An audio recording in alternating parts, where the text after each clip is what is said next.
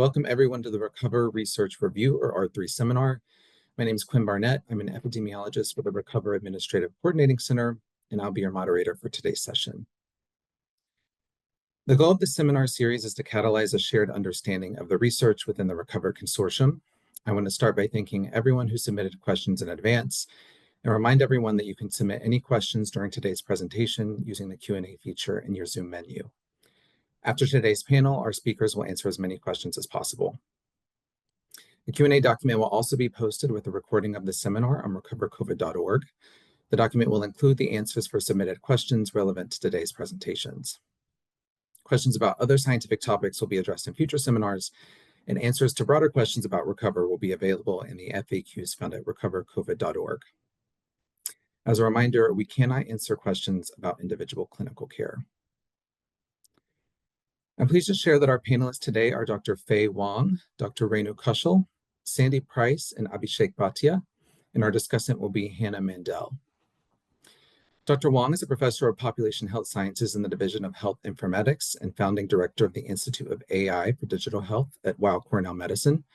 His research interests are machine learning and artificial intelligence in biomedicine, and he's an elected fellow of the American Medical Informatics Association, American College of Medical Informatics, and the International Academy of Health Sciences and Informatics, and also a distinguished member of the Association for Computing Machinery. Joining Dr. Wang for today's Q&A is Dr. Rainu Kaushal, Senior Associate Dean for Clinical Research, Chair of the Department of Population Health Sciences, and Nanette Laitman Distinguished Professor at Cornell Medicine. Dr. Kaushal is a national leader in pediatric patient safety, health IT, and value-based care, and she currently directs a major NIH-funded PCORnet study as part of the Recover Initiative. Dr. Kaushal is an elected member of the National Academy of Medicine and the Association of American Physicians. Sandy Preiss is a data science manager in the Center for Data Science and AI at RTI International, where he applies machine learning methods to a variety of public health and social science domains. For Recover, Sandy has co-led 2 target trial emulations and contributed to several others, and he's also contributed to a machine learning-based computable phenotype for long COVID as a part of the Recover Initiative. Abhi Bhatia is a PhD candidate in health informatics at the University of North Carolina at Chapel Hill. Abhi's research focuses on combining disparate data sources to estimate the effects of various spatiotemporal exposures on individual health. To do this, he applies computational methods in spatial analysis, machine learning, and causal inference to large-scale clinical, demographic, and geospatial data. In his role as a researcher within the Recover Initiative, he conducts target trial emulations with real-world data to assess the comparative effectiveness of clinical interventions. Finally, Hannah Mandel is a senior research scientist with the Recover Clinical Science Core at NYU Langone. Her work focuses on leveraging electronic health record data to support population health and clinical quality improvement and to span a range of institutions, including departments of health and community health centers. The topic of today's seminar is Effectiveness of Paxlovid in Protecting Against Long COVID, EHR Insights. Today's speakers will present findings from 2 studies examining whether Paxlovid treatment in the acute phase of COVID-19 helps to prevent long COVID. The study teams used electronic health records from the National COVID Cohort Collaborative, or N3C, and the National Patient-Centered Clinical Research Network, or PCORnet, Recover repository. Please welcome all of our speakers, and with that, I will turn it over to our first speaker, Hannah.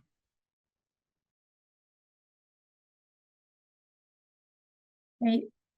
Thanks, Quinn. And I'm really pleased to introduce these 2 analyses. So first, I'm going to orient you to some of the context about what the EHR cohort is, and then provide some background about how we use EHR data to define long COVID. And then I don't want to get too technical, but one of the reasons these papers are unique is that both of them use an approach we call target trial emulation. So I'll also introduce what that means before handing things off to our presenters, who will go into greater detail. Next slide. So the EHR cohort has presented during prior R3 seminars, but I did want to give some very brief context. The cohort actually consists of 3 participating clinical data research networks, and today we'll be focusing on preprints from 2 of them. So as Quinn mentioned, N3C and PCORnet. And these networks collect patient health record data from sites across the country and align that data to enable analysis across them. This allows for analysis on large numbers of patients using information such as demographics, labs, medications, diagnoses, and other types of data produced from their interactions with the healthcare system. I also wanted to mention that EHR data is particularly helpful at offering insights rapidly, as the data is available without having to wait for a clinical trial to be conducted, and that's especially relevant for today's presentations. I think we can go to the next slide. Great. I also wanted to give some brief context about how we define long COVID based on EHR data, because these networks do approach it in different ways. There is a diagnosis code for long COVID, which is the ICD-10 code U09.9, but this was introduced after the start of the pandemic, actually in fall of 2021, and it relies on patients having a clinician documented diagnosis. So it has more limited use for identifying long COVID patients within EHR-based analyses. So instead, both of our networks have developed algorithms, which we also call computable phenotypes, to identify patients beyond those with just a coded diagnosis. These algorithms have been iteratively modified and improved to better reflect and identify patients with probable long COVID as the pandemic has progressed. And they also vary in terms of their sensitivity and specificity, which, since definitions are often disputed as being too sensitive or too specific, we do find value in seeing patterns across this range of definitions. So on the left, you can see that N3Cs is a bit more on the restrictive side. It's trained to predict long COVID using records from adults who are diagnosed with long COVID or visited a long COVID clinic at least twice. And on the right, PCORnet's model is a bit broader. It's a rules-based algorithm, meaning it looks for a pre-specified set of criteria to be met. And more specifically, this is based on looking for patients that have new diagnoses belonging to around 24 categories of conditions after their acute COVID infection. Both of these computable phenotypes are looking at the same time frame, so looking for long COVID within 180 days of the patient's acute COVID infection. Next slide. Great. So the randomized control trial, or RCT, is the gold standard for medication effectiveness research, but there are some potential problems with it. For example, it's not always ethical to look at what you want to look at. It can be costly and it can take time. But on the other hand, observational data is more prone to bias and confounding. So both of the talks you'll hear today are about something called a target trial emulation. And in essence, this is emulating an RCT, but using observational data.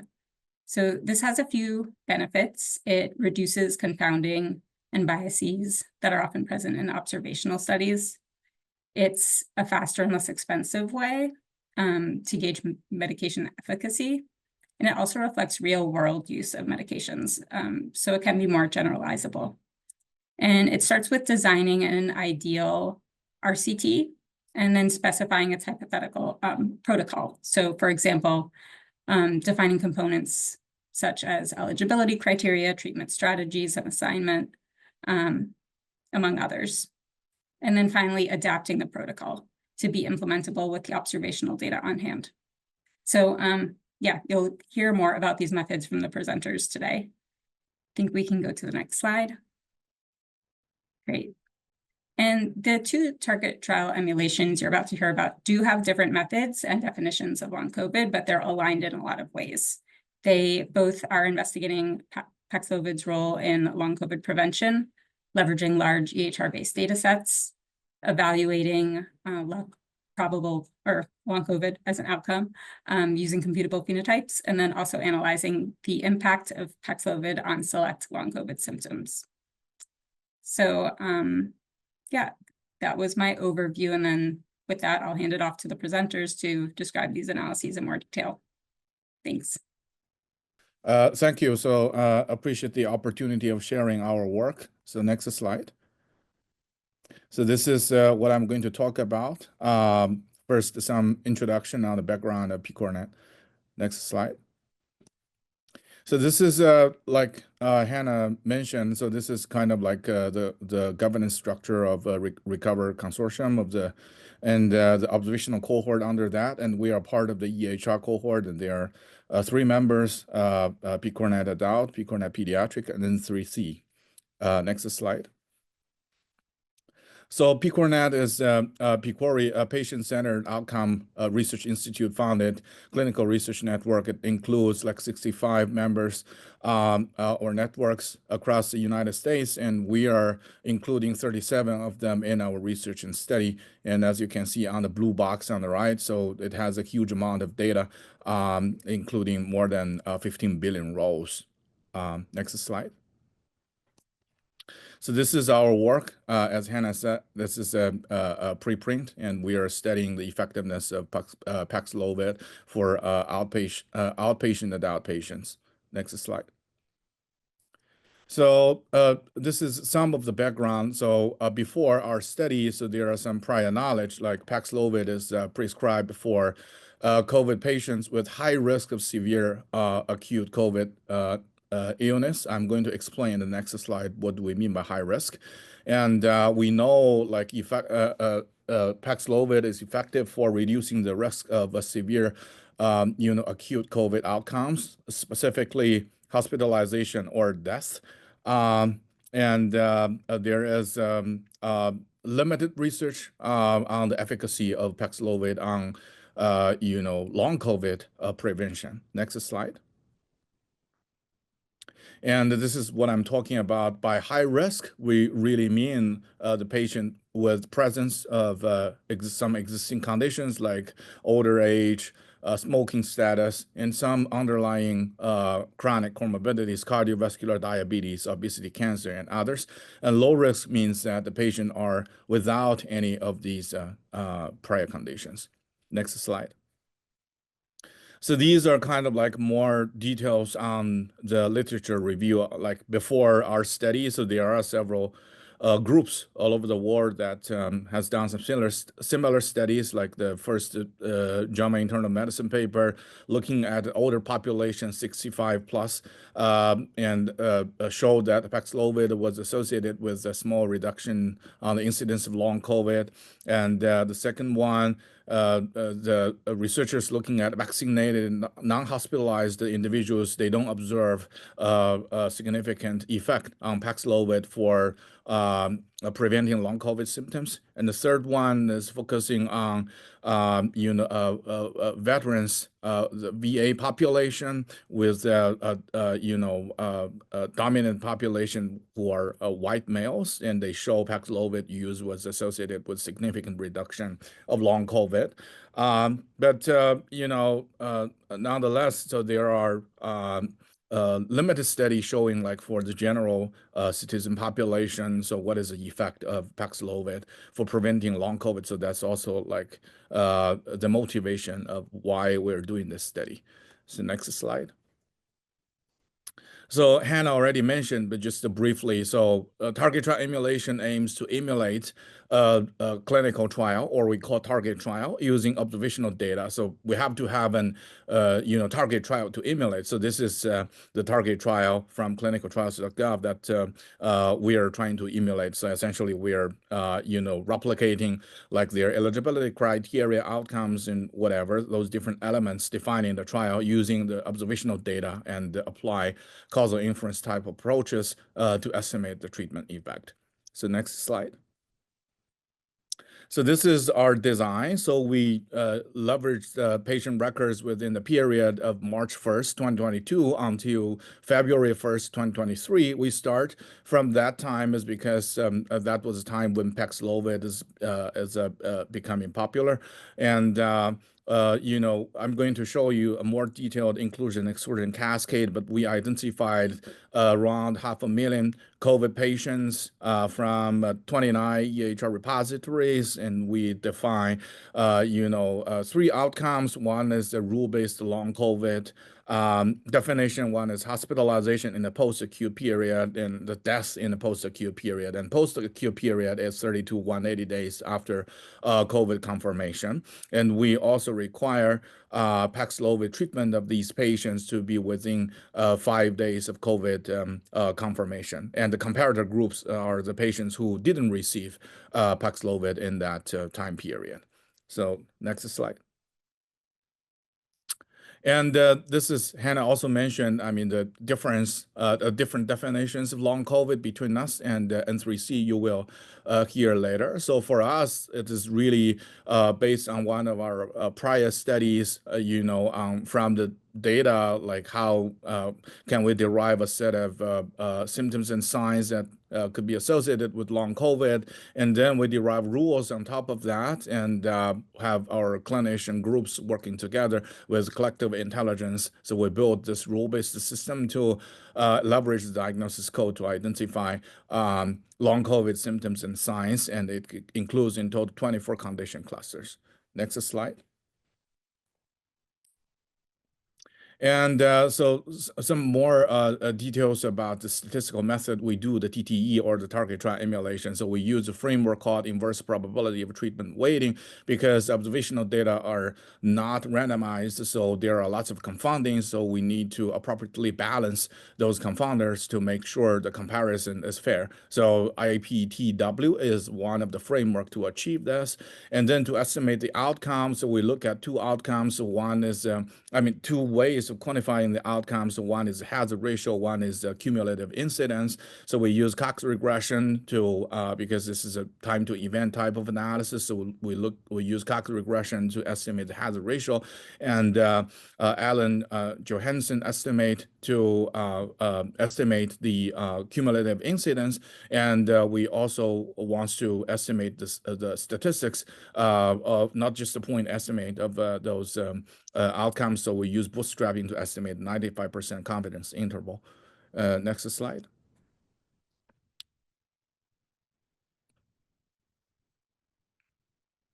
So this is, I'm sorry for a little bit busy slide, but the left panel is the inclusion-exclusion cascade I'm talking about. So we start with over 1.7 million patients who have records within the time period we are investigating, and then we look at COVID confirmation, and then we did some exclusion if the patients already have like long COVID diagnosis, or they have severe baseline conditions, or they have some other COVID treatment in that time period, and so on and so forth.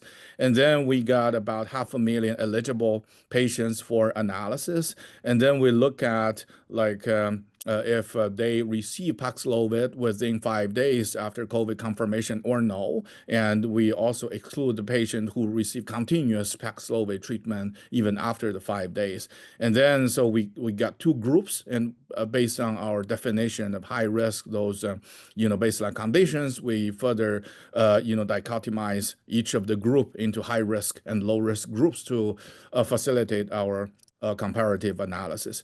And the right panel is just a table showing you like, the summary statistics of the demographics and also some of the baseline conditions of the treated group and the comparative group. And next slide. And this is our result, and the results shown on these figures. The vertical axis are the cumulative incidence of long COVID, and how you read this figure is you look at up until 180 days after COVID confirmation, the cumulative incidence of the treated group and the comparative group, and this is a high-risk group. So like for figure A on the top left corner, so what this figure shows is essentially until 180 days, the cumulative incidence of any long COVID conditions for the treated group has, on average, per 100 person, 3 less compared to the controlled group. So that means that with the Paxlovid treatment in 5 days after COVID confirmation, it can reduce, the incidence of long COVID symptoms and signs. And B shows it's not long COVID, but in terms of the post-acute hospitalization, so until 180 days, we still see, like for the treated group, you observe 2.37 per 100 patients less compared to the control group. And same thing for the death. We also see a slight difference with, less death event, post-acute death event for the treated group compared to the control group. So all of these results demonstrate that with the Paxlovid treatment in the acute period, it can effectively reduce long COVID or like hospitalization or death to some extent during the post-acute period. And all of these results shows a statistical significance according to the p-value. So next slide. And because as I said, our definition of long COVID is pretty broad. It includes 24 different condition clusters. So we further, separate them into different condition groups and see if there is any difference. If we look at a particular type of long COVID conditions, there is any difference in terms of the treated group and the control group. So as you can see here, so we organize those different long COVID conditions according to the organ systems like neurologic, skin, pulmonary, circulatory, blood, metabolic, digestive, musculoskeletal, and general. And the first two columns, CIF, is the cumulative incidence. So you can see, with in every 100 patients, so the cumulative incidence of these events compared to the second column are the cumulative incidence of these events in the control group. And so more intuitively, you can see in the middle figure, so which is the hazard ratio. And if you see a dot that falls on the left of that vertical dashed line, which is a hazard ratio of 1, means no effect at all. So you see a lot of these dots falls on the left part, which means that the treated group, there is a less risk of these events compared to the control group. And there is some exceptions, like you see hair loss, you don't see that. And across all these conditions, although you see there are some difference on the scale of these different hazard ratio, like you see dementia, you see like lower hazard ratio, which suggests a stronger effect, and you also see like pulmonary embolism. But if you look at the cumulative incidence, so these conditions are really, the cumulative incidence is really small. As you can see, for dementia, it's just 0.26 for the treated group and 0.34 for the control group. So because the hazard ratio is a ratio, so although by calculating the ratio, you see some difference on the scales, but because of the limited accumulative incidence of these events, I wouldn't overinterpret these results. But you do see like a relatively homogeneous reduction of all of the different kinds of conditions for in the post-acute period for the treated group compared to the control group. So next slide.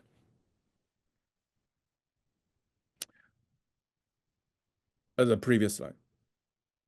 Yeah, so this is another investigation so we have done. So the previous slide shows we kind of like separate the conditions into different condition groups. And this is, we separate the patients into, we stratify the patients into different groups, like according to like these patients, they have a risk factor. So what risk factor they actually have. And we compare like the cumulative incidence for the treated and the control group, and also according to the infection period, which may correlates with the waves of the COVID, and also the socioeconomic different socioeconomic geographical area according to rural urban commuting, and so on and so forth. But you do see, from these analysis, you do see a fairly general reduction trend because of the lower than 1 hazard ratio value, as you can see from the middle figure. And one thing I do want to point out here is, as you can see for the green box, the low risk patients,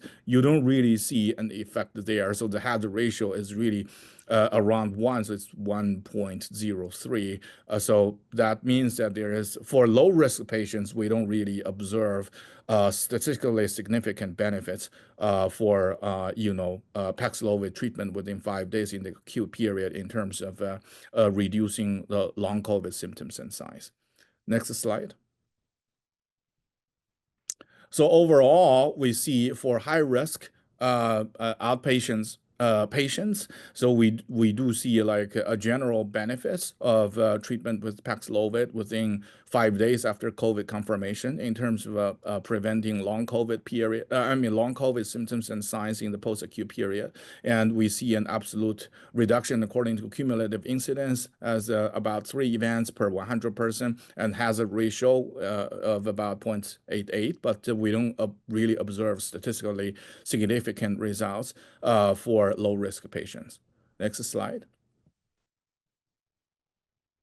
So this is a final slide. So we certainly, so our study is not without limitations. Like this is an observational analysis. So although we have done a lot of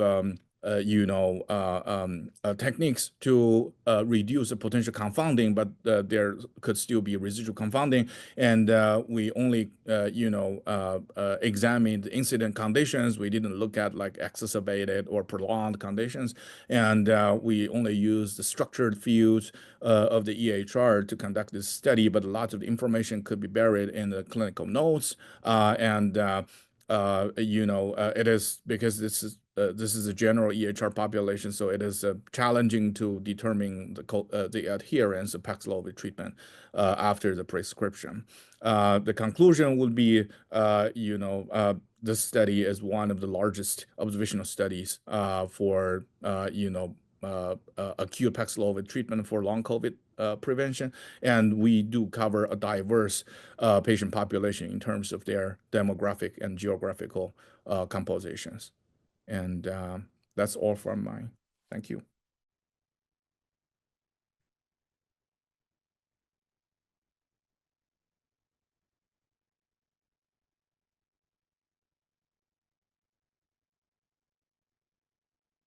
Okay, yeah, I think I can jump in. We can go to the next slide. Thank you. Hey everyone, I'm Sandy Preiss, and I'll be presenting the first half of the N3C side of today's seminar, and then we'll hand it over to my colleague Bhatia about halfway through. So the paper that we're talking about today is very similar in motivation and methods to the one that Dr. Wang just presented. So we're looking at assessing the effect of Paxlovid treatment during acute COVID-19 on long COVID onset. Next slide. Bottom line findings before I start getting into the weeds. We found similarly that Paxlovid reduced long COVID incidence by about 6%. So a small but significant relative risk reduction when Paxlovid is given during acute COVID-19 on the likelihood of developing long COVID afterwards. And to put that into absolute terms, we like to use this metric of number needed to treat. So to prevent 1 case of long COVID, 366 people would need to be treated with Paxlovid according to the findings of our study. So this is where our findings differ a little bit from the findings from the PCORnet paper, and we'll get into that a little bit more later on. Next slide.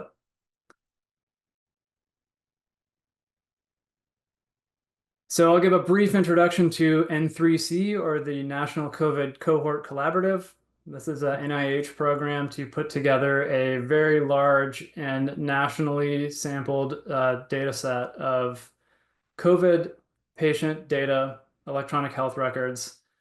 So it is the largest publicly available free centralized EHR data set in US history, not just in COVID history.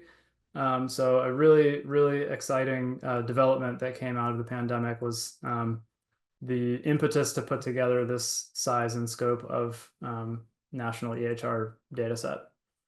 So it includes patients from all 50 states, very similar in a demographic mix to the US population. And all of these records from EHR systems across the country are harmonized into a single data model, which makes analyses like these much, much easier, faster, more feasible to pull off in a reasonable amount of time and do on this really big representative data set rather than in just a single health system at a time, as most EHR research had to happen in the past. The impact of N3C has been really impressive. So the work that we are presenting here is one teeny tiny little slice of all of the team science that has come out of N3C. And even just the long COVID related work from Recover is a small piece of all of the research that has been done with these this data resource that NIH pulled together. Next slide.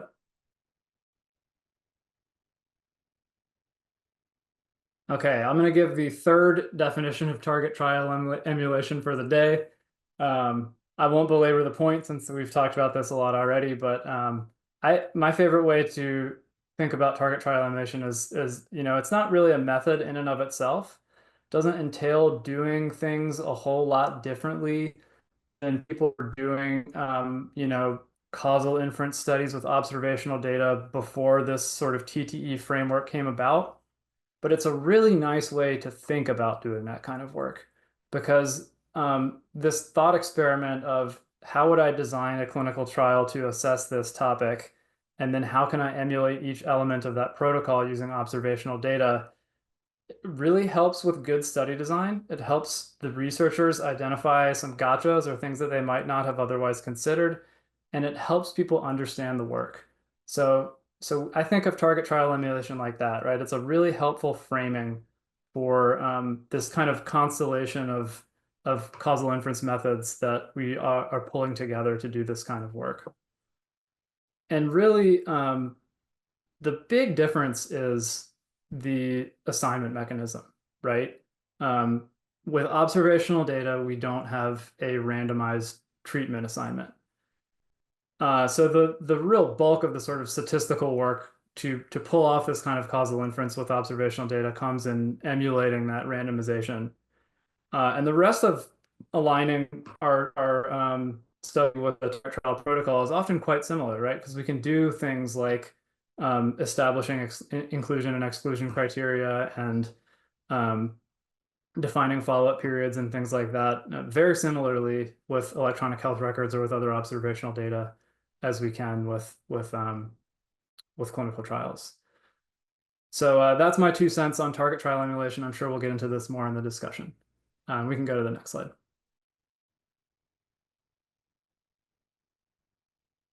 I also want to make a quick plug for, while we're taking a step back here, for this concept of real world evidence in general. So, both of these studies and really the observational EHR cohort of Recover in general are focused on this idea of real world evidence, and that clinical trials are super important. They're sort of the gold standard. They're the bedrock of our understanding of how medications work. But they're also really well complemented with research that uses real world data sources and considers similar kind of study questions in a real world setting. So in our case, we're sort of hitting the left side of this timeline here of doing these real world studies of Paxlovid and its effect on long COVID, while the wheels are still getting spun up to do the clinical trials that assess this kind of thing. So real world evidence can be very helpful in that sort of pre-trial period of beginning to understand the mechanisms of some dynamic of interest in the real world. And they can be really helpful in helping to design those clinical trials and set the clinical trials off in the right direction with a hypothesis of like what kind of effect size they might be seeing and what strata they might want to consider and that sort of thing. And then of course they also come into play later on downstream. So after clinical trials and approval, real world evidence is very important for pharmacovigilance and sort of understanding how the effects that were observed in the trials play out downstream. Okay, next slide.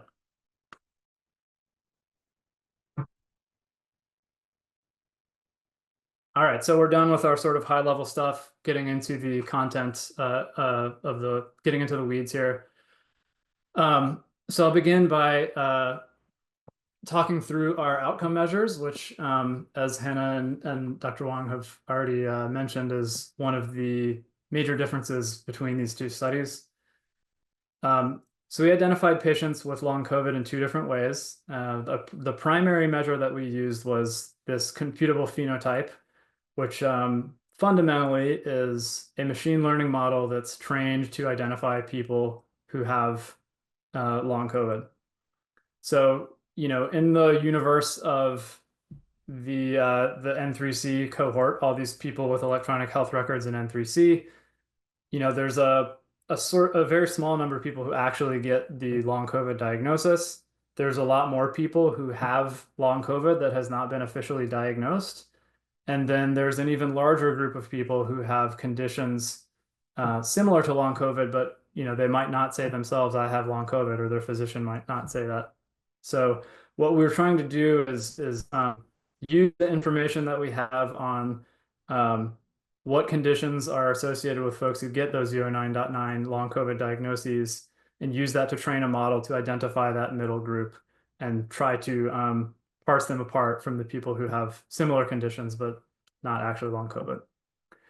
Our secondary outcome, we also looked at some symptom clusters to try to get at this sort of disaggregation of long COVID. We know that long COVID is a very complex constellation of symptoms and conditions.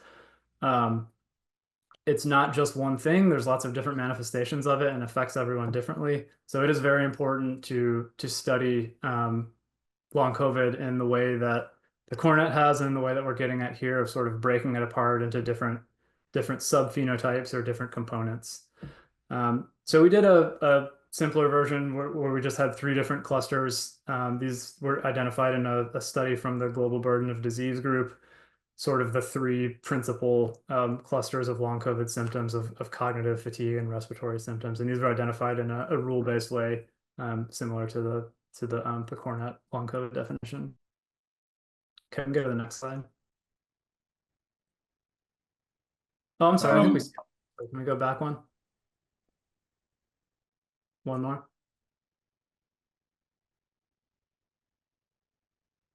Can we go back one more slide? There we go. Okay. Sorry, a little out of order here, but works just as well. I think this is just describing the cohort and timeline of the study in a little bit more detail. It's quite similar to the way that Dr. Wang already described the PCORnet approaching this, so I won't go into a lot of detail here, but we used a very similar timeline where the sort of key index date for each patient in the cohort was the date of their documented COVID-19 infection. And then we look back at historical data to establish the exclusion and inclusion criteria. We look forward to give them that grace period of getting Paxlovid treatment within 5 days.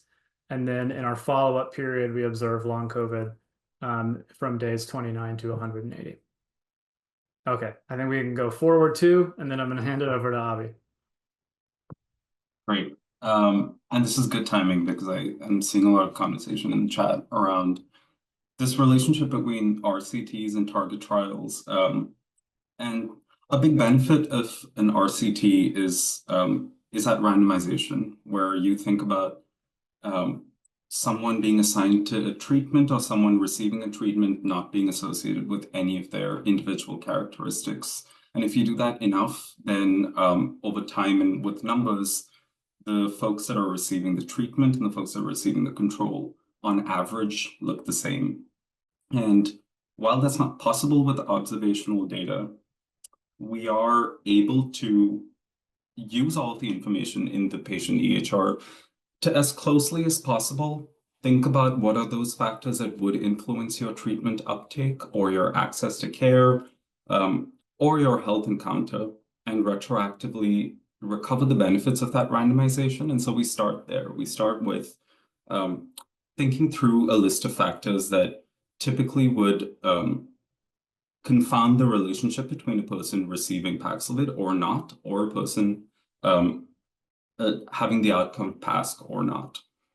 And on the left, we've isolated those effects to a list of a few variables, and have operationalized demographic variables, variables associated with pre-existing comorbidities or burdens, both in terms of what the CDC defined as high risk, as comorbidities that would place someone at high risk for severe COVID-19, or operationalized the Charleston Comorbidity Index. We also had variables in there for how frequently someone has accessed healthcare in the past, acknowledging that there is some amount of truncation, and for a lot of people, there might be less of a patient history than others. We also have data on different sites and where these care sites are and what sort of care they provide on average, along with measures for time and measures for place in terms of how someone's place and neighborhood and spatial surroundings affect their health. Next slide. And so with that, we are then able to think about what are those present biases and how do you control for them. So two specific biases that we thought about for this study, the first being patients will differ on those baseline characteristics. And one of the established ways to recover the benefits of randomization is to weight patient groups, weight patients such that on average the two groups look similar. And so the first set of weights is an inverse probability of treatment weights. And what this corresponds to is we're able to think through factors that would disproportionately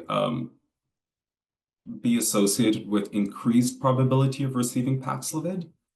And we accordingly weight patients such that some of those factors that are associated with a lower probability of Paxlovid uptake are well represented along with those that are associated with a high uptake rate.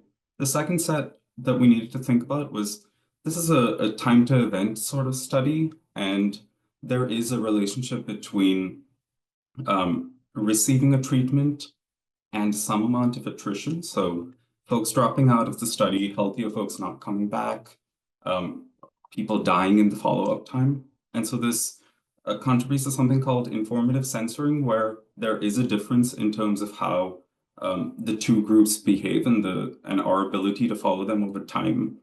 And so we add a second set of weights called censoring weights. And together, these two sets of weights, when applied to individuals across both groups, allow us to, on average, establish that the two treatment and control groups have similar distributions of all of the covariates in panel 1. And then next slide. Once we've established that these two groups are similar, we're then able to use some of these methods to estimate the effects of a treatment on the outcome. And because we've established that these groups are similar, we're able to isolate the effects or the differences across the groups in terms of how they respond to the treatment or not to the treatment, to the drug itself. So specifically here, like the first study, we map out a few different measures, both epidemiologically relevant and also clinically relevant. So we have measures for cumulative incidence and how risk accumulates over time, relative risk for a difference between the two groups, and an absolute risk difference and the number needed to treat, both of which have more clinical and practical applications. Next slide. And on average, overall, our main set of findings, I won't dive into the numbers heavily. Our paper will be linked in the chat if you'd like to go deeper into that, was that treatment was associated with a modest reduction in overall past risk. And I say modest here because while the relative risk is significant, it is higher than some of the other studies, and we go into some of those details later. We also saw protective effects against symptom clusters, specifically the cognitive symptom cluster and the fatigue or malaise symptom cluster, but we didn't see a positive association with or a protective effect of Paxlovid in the respiratory symptom cluster. And we do have a sister paper that's been published where we examined the association between Paxlovid and hospitalization and death over a 28-day span. And they looked at sort of different times, different time windows, just given that one paper was done earlier than the other. We were able to corroborate the effect being consistent in this study as well, that the effect of Paxlovid as a protective drug against hospitalization and mortality were in line with what we had found earlier. Next slide. And thank you to Faye for speaking about some of the other established studies. There were some very robust and statistically sound studies that were already out there. And just given the fact that this is a continuously evolving disease, and at the time when the VA paper was out, it was still mid-pandemic. We wanted to think about how close we could get to the methods that they had used and whether we would be able to either validate what they had found or support it or just encourage conversation in that way. So part of our paper hinged on replicating as closely as possible a patient population that mirrored the patient population at the VA, which is what this JAMA internal medicine paper looked at. And what we found was similar in direction, but non-similar in magnitude. We saw a stronger protective effect against primary outcome. Similarly, there was some variation in the symptom clusters. Notably, we found no protective effect across any symptom cluster within a VA-like population. We also did a few checks across tightening some of our inclusion criteria. So we started to think through how effects differ in cohorts that we have reliable vaccination information on, which is coming from a smaller set of study sites where there's high fidelity and reliability of their vaccination data. And we saw that within this population, there was a marginally stronger benefit from treatment as well. Next slide. We were also aware of the fact that there are many different ways to look at the outcome. And so we tried to establish a window of how we're measuring our outcomes, starting with just using the diagnostic code, for which we saw non-significant effects. So receiving Paxlovid was not associated with bearing the UO9.9 code at a differential rate in a 180-day time period. We also started tinkering with some of the parameters for our computable phenotype just to check whether our treatment effects were truly a function of the drug and not a function of how we had tuned or decided some of the parameters in terms of our threshold sensitivity for prediction and the follow-up period for our computable phenotype. And varying any of those parameters didn't significantly alter our main effect. There are a few other tests of robustness in terms of how we handle time inclusion of patients and others that would contribute to some of these biases. And you'll be able to see that in more detail in our paper. Next slide, please.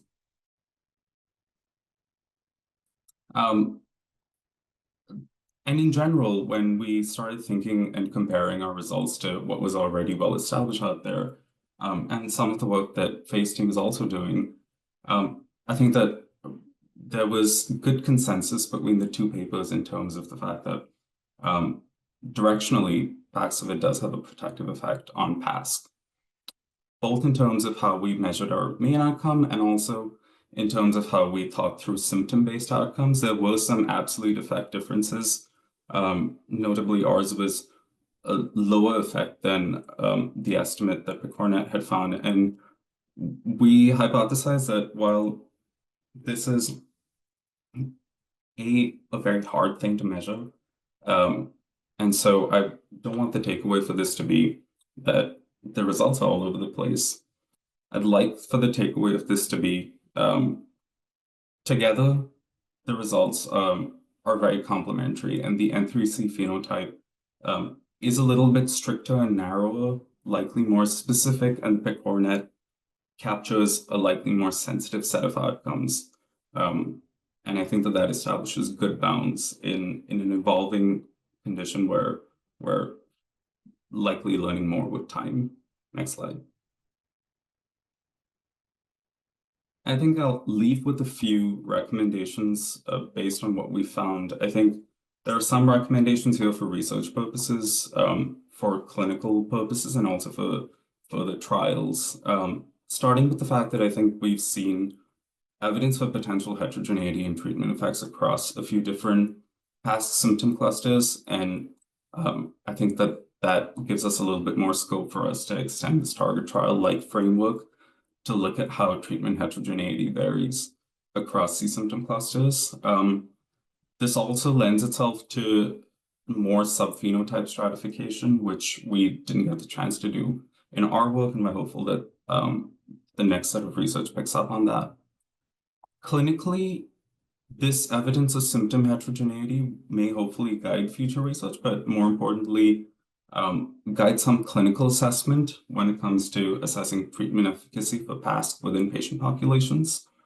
I think as clinical trials continue and start feeding into this feedback loop of how target trials with real-world data influence clinical trials, this gives us an opportunity to start thinking through designs that would affect and effectively address symptomology for PASC. And exploring these symptom-specific mechanisms from a pathway lens may help us think through treatment responses in a more precise manner than we're able to do with current observational data. Next slide. With that, thank you. This was a large team effort, so I just wanted to acknowledge some of the other folks on the paper as well, and the patient representatives and clinicians that supported this work. That's all.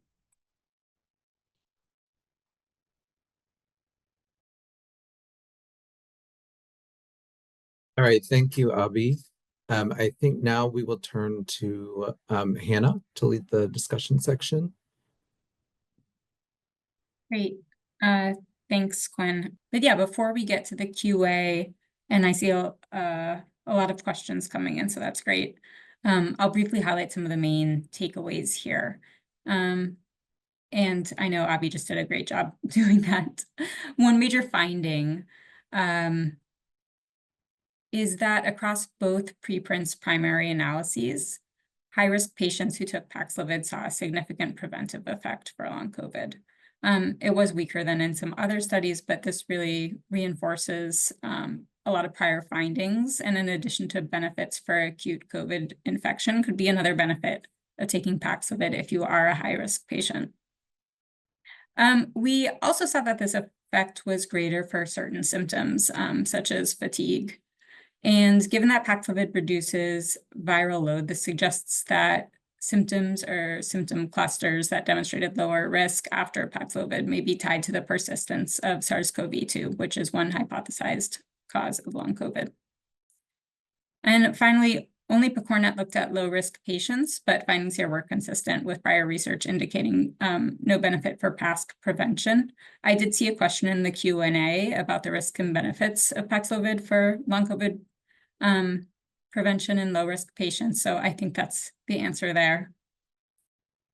And then finally, these findings were fairly consistent across the different TTE methods and long COVID definitions, and I think N3C's presentation just did a great job at putting some of the other findings, like the difference in absolute effect, the absolute effect differences in context of some of these methodological differences. So next slide.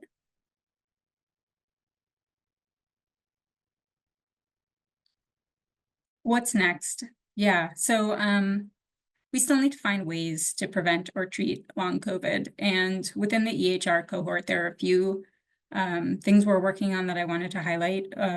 One is we are planning and executing more target trial emulations. So for instance, we're currently looking at low-dose naltrexone and central nervous system stimulants, but we are planning to do more this year.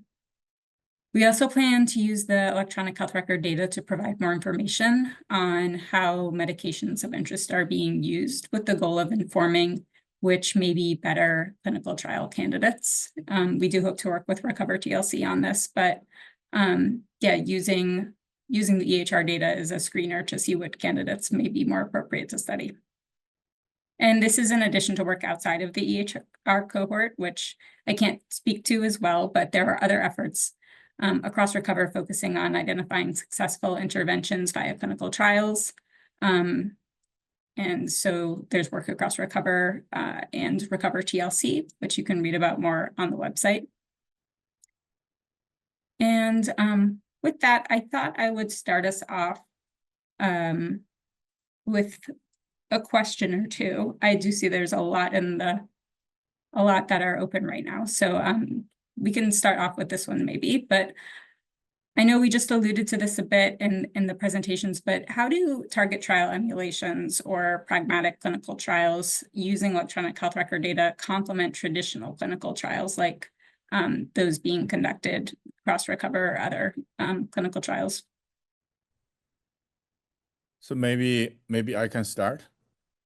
So I think Hannah, you already elucidated this. So essentially, traditional RCTs, they take time and also a lot of efforts to see the results, but we already have these practiced evidence from the EHRs. So by doing this TTE analysis, so we can sort of like before the trials, we can have sort of like the real world data-based signal, like to understand some of the hypotheses we may have, and also that can inform the real world RCTs to be conducted in a more effective and efficient ways, and not only like as replicating a trial, but also through this analysis we can potentially generate other hypotheses by looking at other potential treatment and see their signal and inform maybe new trials.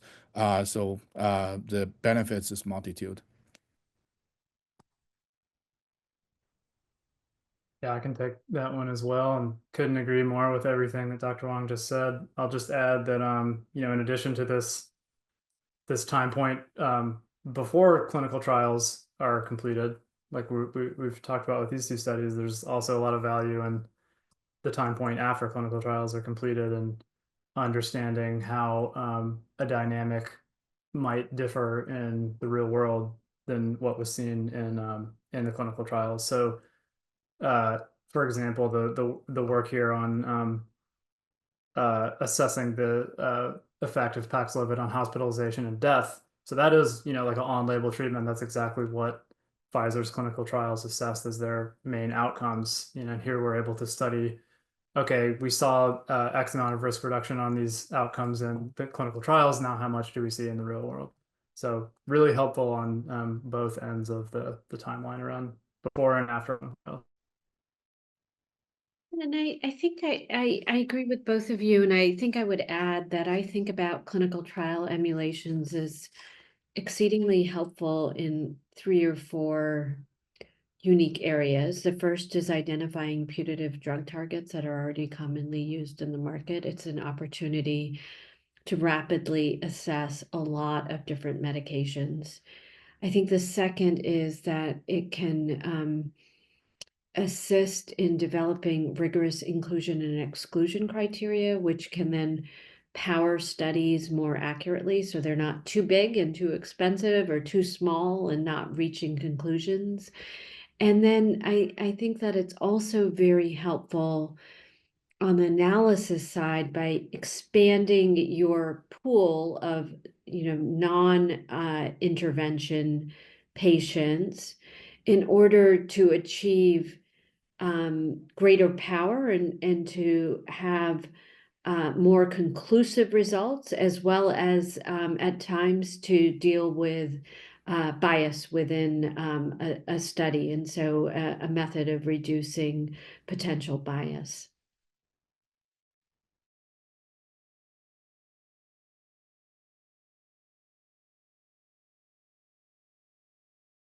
Great. Yeah, thanks for those answers. I think we're at 1 o'clock, and I see that there are more questions in the Q&A, so it might make sense to turn it over to those in the questions from those in the audience. Sure, thanks, Hannah. Well, thanks everyone for that rich discussion. We're going to open it up to our audience Q&A with some questions in the Q&A chat, and this will include a few questions that we received in advance. And just a reminder to the audience that we will post a Q&A document on recovercovid.org for any relevant questions that we can't get to today. So my first question, I think I'll direct to Dr. Wang and Dr. Kaushal. How many days of Paxlovid were used in your study, and are you able to assess for rebound COVID after Paxlovid is discontinued? And maybe this is a question for everyone, but I'll start with Dr. Wang and Dr. Kaushal. Maybe I can first comment about the study setting. So essentially, as I mentioned in one of the limitations, because these are general EHR data, so it is hard to justify or to extract the drug adherence information. So we only look at the prescription of Paxlovid within 5 days after COVID confirmation, whether the Paxlovid was persistent or no. It is hard to extract that information from the EHR. So that's, could be one of the area that in the future we can leverage other like patient-reported data, to study a question that we can study. And I would just add that, what we're doing in the observational cohort, in this set of work with the EHR cohorts is taking already available data and assessing outcomes. So we're not able to prescriptively say that we'd like to study patients who are exposed to 10 days of Paxlovid rather than the typical 5. Right. Thank you.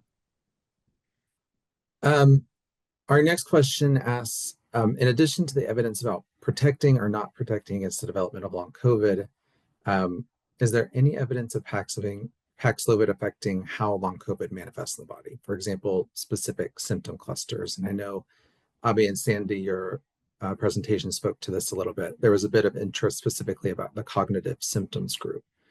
So I wonder if you could just expand on your findings and any limitations.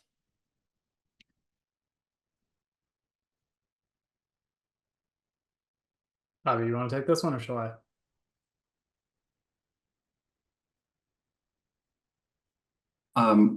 Start and I will jump in. I'm processing. Okay, cool.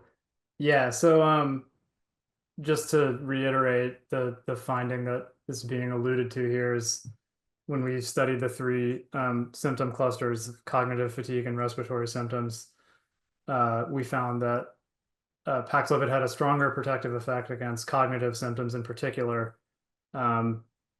Fatigue was kind of in the middle, and we found no significant effect on respiratory symptoms. So this does this allowed us to generate an additional hypothesis, which is what we've talked about already here, is that this is another nice thing, another nice aspect of TTEs.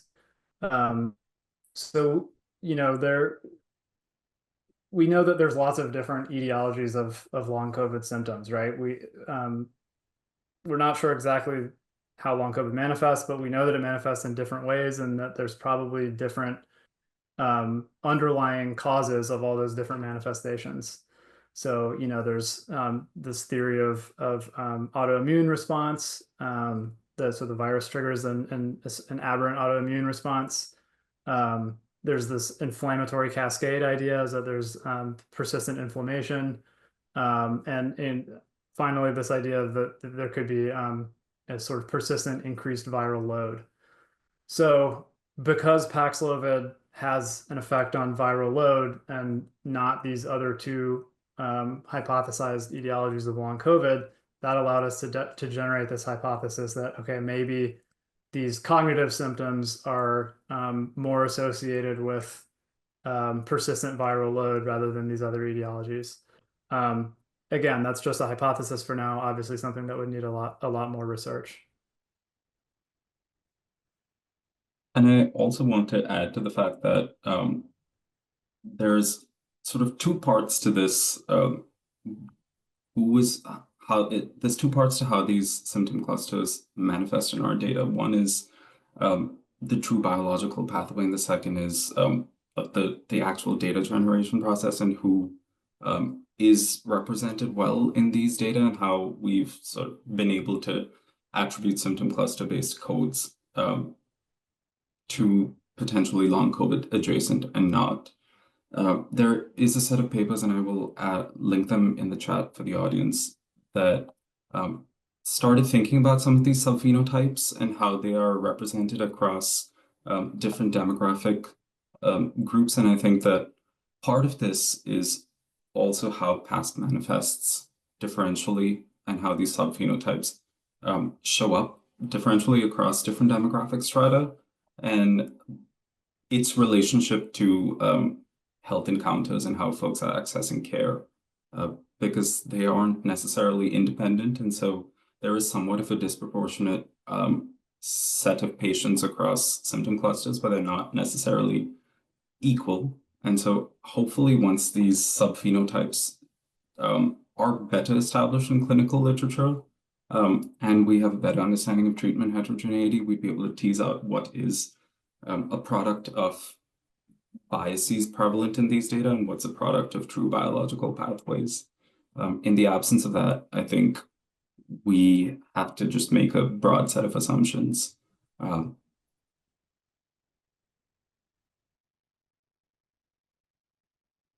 right, thank you. Our next question speaks a little bit to some of the limitations that folks have already spoken to, but it asks, to what extent can the persistent symptoms observed in long COVID patients be associated with recurrent asymptomatic reinfections? And they point out that a large portion of the population experience asymptomatic viral phases, and some most severe cases occurred predominantly during an inflammatory phase that had negative viral biomarkers. I think anyone could comment on this, but maybe I'll start with Dr. Wang. Is this something that you were able to assess for in your analysis? Yeah, that's, I think first I would comment. So as you said, so one of the limitation is for asymptomatic patients, if you don't interact with the health system, so there's no way these information can be reflected in our data. But there are like, other studies, especially in UK, where, they really like send phone apps to the patients and they collect, patient reported symptoms and signs. So, so these other data sources can complement what we have found in these clinical data. Another thing is about, you mentioned about assessment of the persistent symptoms, and that's as I said. So again, so one of the limitation we did is we only look at incidence for now, but we do have a plan on looking at persistent and exacerbated symptoms and signs in the post-acute period. So which needs more work on, let's say we currently have efforts on expanding the data sources from structured to the unstructured nodes so that we can have a more comprehensive capture on the mentioning of those symptoms and signs, because you need that if you want to look at like these persistency related outcomes. But that's definitely the plan that we are currently doing. Yeah.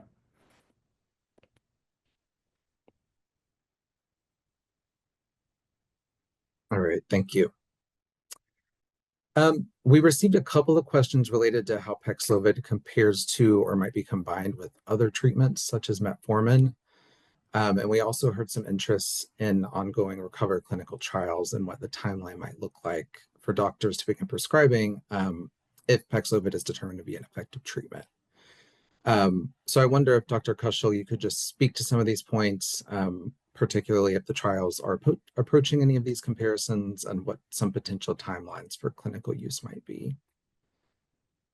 Now, I'm going to take on the latter question first, which is, when could Paxlovid be utilized for treatment of long COVID?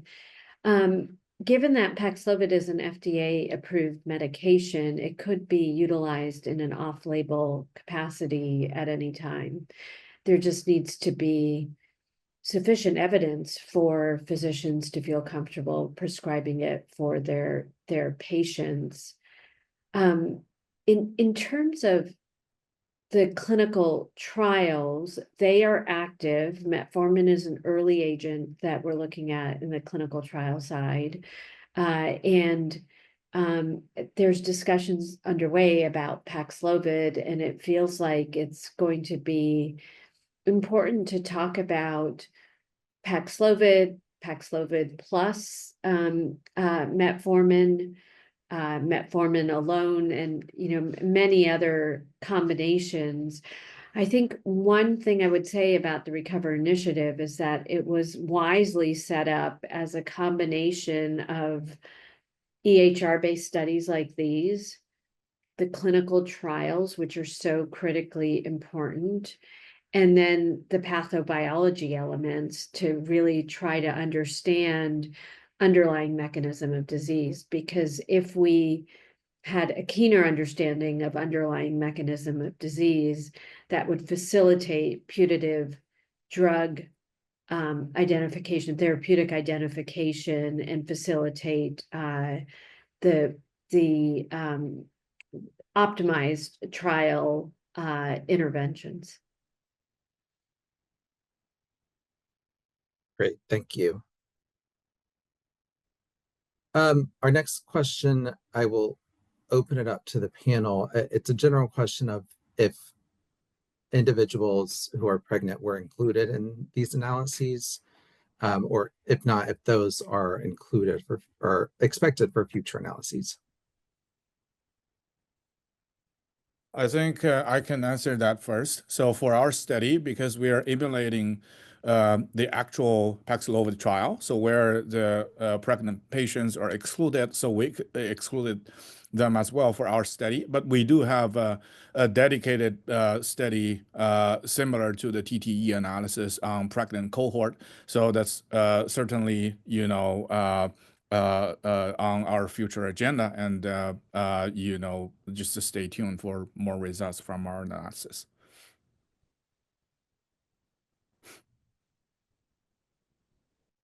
All right, thank you.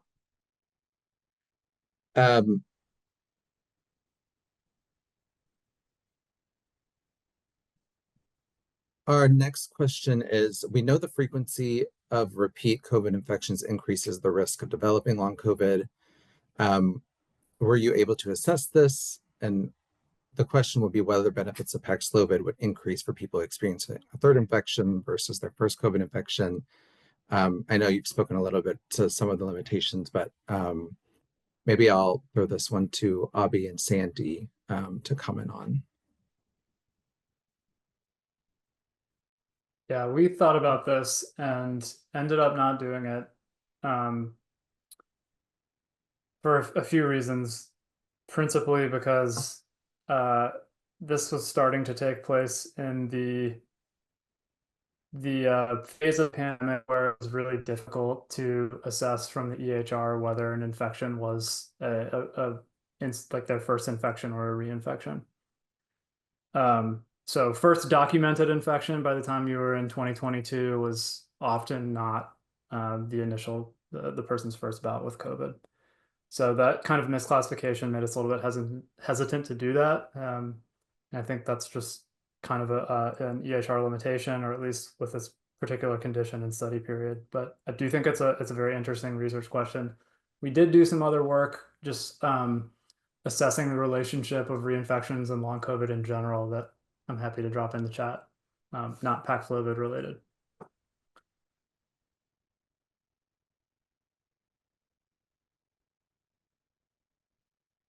All right, our next question asks, many with long COVID note temporary improvement in symptoms when they take Paxlovid for an acute infection. Are there potential studies that are planned for longer term treatment of long COVID with the use of Paxlovid? And I know that we've already spoken a little bit about clinical trials, but I wonder if folks would like to comment on this. And I'll open this up to the panel.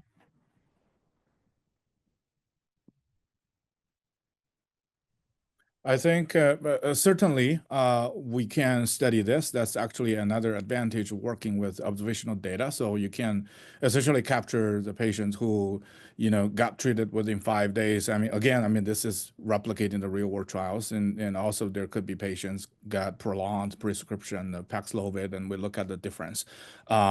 it's just we didn't do that in this study, but we can certainly do that in future studies. Yeah. And I just want to also flag that something that we are unable to measure that we need to just assume is adherence. And so, especially for a shorter course for acute sickness for 5 days, we're able to sort of statistically account for a little bit of that uncertainty in terms of when you were prescribed and when your course started, when your COVID infection was. For a 15-day course, we are unable to, for all of this, we're unable to measure whether somebody that was prescribed Paxlovid truly took Paxlovid per the dose. And so that per protocol effect is not something that we can estimate. And I think that there might be some amount of uncertainty in terms of what we're able to truly say in terms of some of these prolonged dosage-based treatment plans, but I think that acknowledging those limitations, there's scope for us to use some of these EHR data to make those inferences.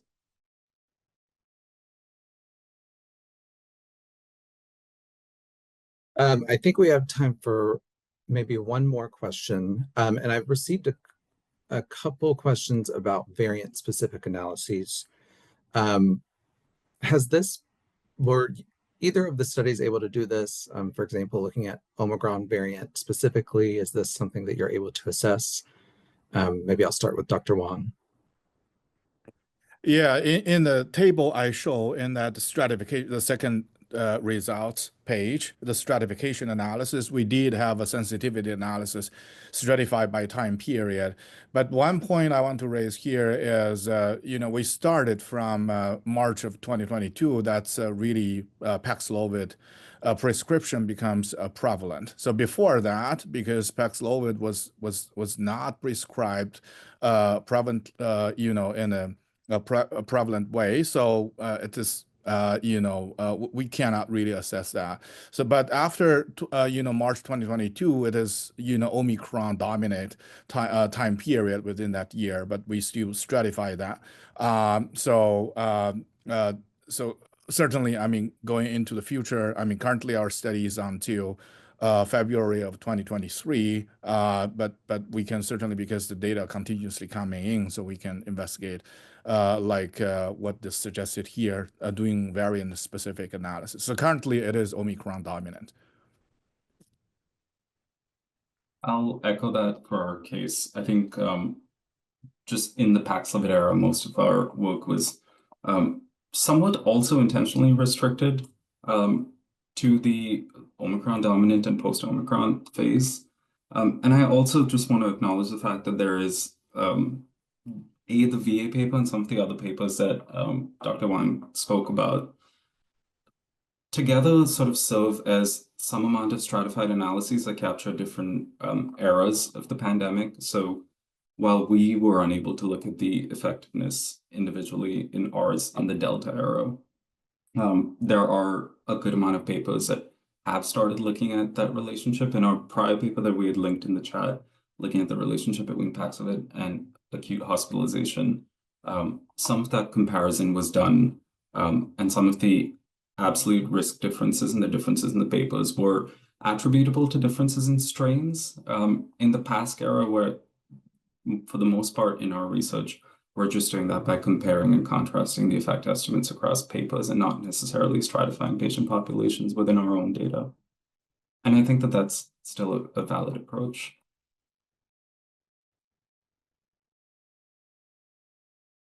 All right, well, thank you all.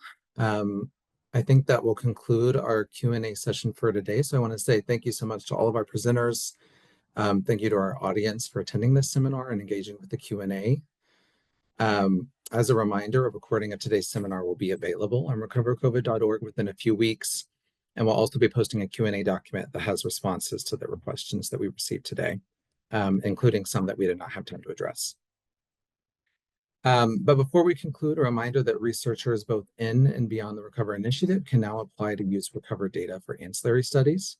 So this includes data from 3 Recover cohort studies, adults, including pregnant adults, pediatric and autopsy, and biospecimens collected from cohort study participants. Interested researchers must submit an ancillary study proposal and receive approval, and researchers must also have independent funding to support conduct of the proposed study. And to learn more about that, you can visit recovercovid.org/ancillary. And with that, we do hope you'll join us again.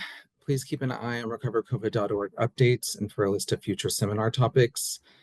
Additionally, you'll see a short survey come up on your screen, which will ask for your feedback on this seminar, and we'd appreciate if you take a few minutes to fill out this brief survey. Thank you and have a great day.